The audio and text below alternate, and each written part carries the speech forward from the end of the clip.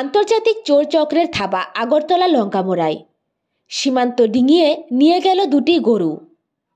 লঙ্কামোড়া পালপাড়া ১ নম্বর ওয়ার্ডে খালরুদ্র পাল পেশায় একজন কৃষক।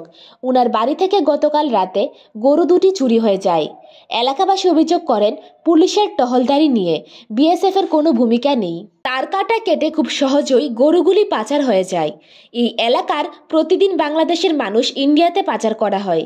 সংবাদ মাধ্যমের কাছে প্রতিক্রিয়া ব্যক্ত করেন এলাকার লোকজন। এখন পরিস্থিতি থমথম। পালপাড়ার এলাকাবাসীর অভিযোগ, এলাকার কিছু অবৈধ পাচারকারীরা এর সাথে যুক্ত। মুখ্যমন্ত্রীর কাছে করজোড়ে আবেদন করেন সুষ্ঠু তদন্ত করার জন্য।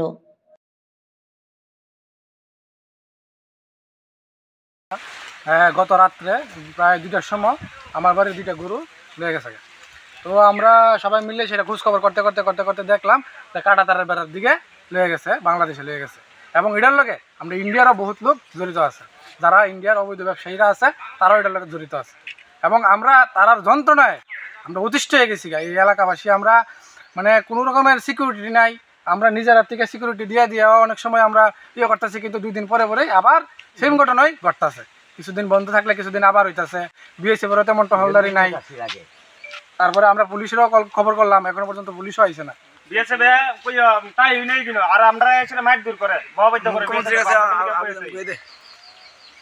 মুখ্যমন্ত্রীর কাছে আমরা এটা একটা আবেদন যে আমরা এই এলাকাটা বিশেষ করে যাতে নজর দেয় এবং আমাদের এই এলাকাটা অবৈধ ব্যবসা, ব্ল্যাক ব্যবসার মধ্যে যে জড়িত হয়ে গেছে এতভাবে, হ্যাঁ, এই ব্যবসাটা থেকে এই এলাকাটা প্রতিদিন 100 থেকে 150 লোক এই বাংলাদেশ থেকে উঠতেছে, হ্যাঁ, শরীবত। অথচ যে বাড়ি চুরি হয়েছে তার বাড়ির থেকে ঠিক মনে করেন 500 মিটার দূরে তো না বিএসএফ ক্যাম্প, এবং 100 মিটার দূরে তো না ওপি আছে, বিএসএফ এর ওপি আছে।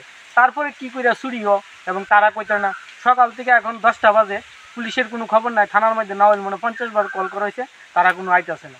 এবং এলাকার যে ব্ল্যাকাররা আছে তারা 2 নম্বরে কাজ করতেছে, তারা ব্ল্যাক তো করতেছে, পাশাপাশি ওখানে প্রচুর পরিমাণে লুক উড়াইতেছে, প্রচুর পরিমাণে লুক উঠতেছে, ডেলি 100-150 লুক উঠতেছে। এদের বিএসএফেরও কোনো খবর নাই এবং পুলিশেরও কোনো খবর নাই। এইভাবে চলছে। মনে হয় জমিনিরা আজকে যে কি আছে না যে কি ভালো দিনে আছে না খারাপ দিনে আছে এটা মানুষ বুঝতে পারতেছে না। মানুষ একটা এলাকার মানুষ একটা আতঙ্কের মধ্যে আছে। এখানের বেশিরভাগ মানুষ যে শ্রমজীবী, সকালবেলা কাজ করতে যায়, সন্ধ্যার সময় হয়তো কৃষিকাজে ব্যস্ত। তার আর কি সম্ভব রাত্রেবেলা জায়গা থেকে সারা রাত পাহারা দেওয়া? এটা তো গ্রামবাসী, এটা তো বিএসএফ আছে বা প্রশাসন আছে, তারাই দেখতে পারে। তো মানুষ কি করে আজকে শান্তিতে থাকবো? 1 নম্বর ওয়ার্ড লঙ্কামোড়া 1 নম্বর ওয়ার্ড, এটা পালপাড়া।